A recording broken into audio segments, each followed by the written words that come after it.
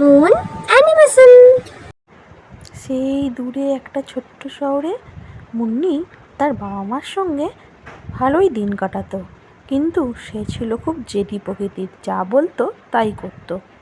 একদিন সে ঠিক করলো গ্রামে তার মামার বাড়ি যাবে। সে তাই তার মাকে ডাকতে লাগলো। ও মামা, আমার ব্যাগ গুছিয়ে দাও, আমি এক্ষুনি মামার বাড়ি যাব। কি বলছিস রে, এখনই মামার বাড়ি যাবি? স্কুলটা ছুটি পড়ুক, তুই এখন মামার বাড়ি গেলে স্কুল কামাই হবে না? তোর স্কুলের আন্টিরা বকবে তো। স্কুল ছুটি পড়ুক, অবশ্যই তোকে মামার বাড়ি নিয়ে যাব, ঠিক আছে? এখন জেদ করিস না। না, আমি তোমার কোনো কথা শুনবো না, আমি মামার বাড়ি যাব। ও মা, আমি মামার বাড়ি যাব।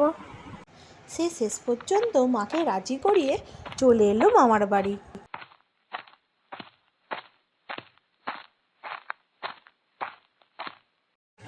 ও দাদু, আমি চলে এসেছি। তোমার জন্য আমার খুব মন খারাপ করছিল, তাই তোমাকে দেখতে চলে এলাম।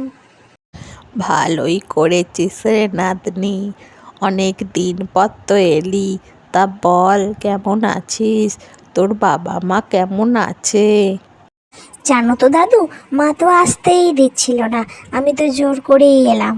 তোমার ওই যে বইয়ের লাইব্রেরিটা আছে না, ওইটাতেই আমার বেশ সারাদিন দেখতে ভালো লাগে, ঘুরতে ভালো লাগে, বইগুলো নানা রকম পড়তে ভালো আচ্ছা, লাগে। হয়েছে হয়েছে, পরে কথা বলবো। তুই একটু বস, তোর জন্য মিষ্টি আনি। এই নে নাতনি, আমাদের এখানকার বিখ্যাত নলেন গুড়ের রসগোল্লা, খা খা। অনেক দিন পর এলাম, যাই একটু গ্রামের রাস্তাঘাট ঘুরে দেখি, সেই ছোট্টবেলা আগের মতো আছে কিনা। যাই, অনেক ঘোরাঘুরি হলো, এবার ঘরে যাই। ভাগ্যিস জলের বোতলটা হাতে করে নিয়ে গিয়েছিলাম। যাই দেখি দাদুর লাইব্রেরিটা একটু ঘুরে দেখি। দাদু বলছিল না লাইব্রেরিতে একটা চমৎকার বই আছে, দেখি যদি খুঁজে পাই।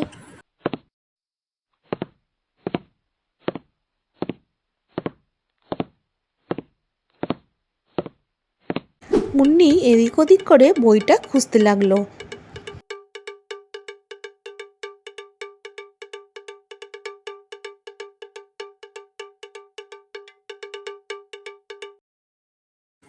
যাক বাবা, অবশেষে আমি বইটা খুঁজে পেলাম।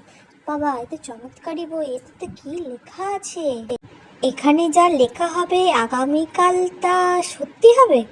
এটা কি সত্যি? তাহলে তো বইটা বাড়ি নিয়ে যেতে হবে। যাই, এই সময় বইটা একটু উল্টে পাল্টে দেখি।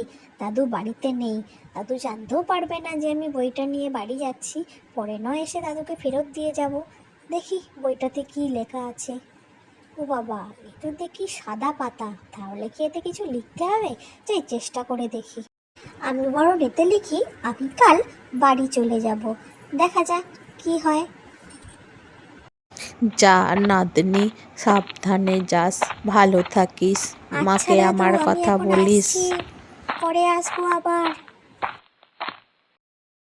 যাই, আমি ব্যাগ রেখে তাড়াতাড়ি বসে যাই আবার কিছু না কিছু পাওয়ার জন্য। রেডি হই। এই তো বইটা।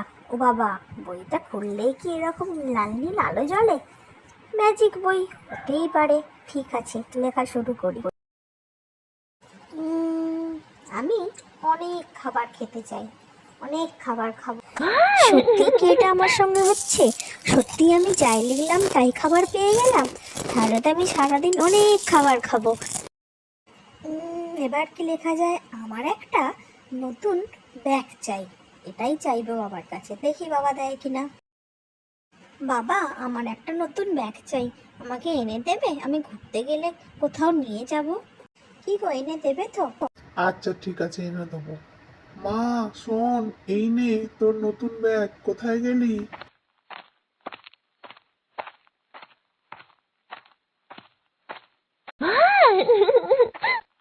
থ্যাংক ইউ বাবা, আমি চললাম, তোমার সাথে পরে কথা বলবো, আসছি আমি। কাল আমার স্কুলের রেজাল্ট, আমার পরীক্ষা ভালো হয়নি, তাই আমি লিখি কাল আমি স্কুলে অনেক নাম্বার পাবো।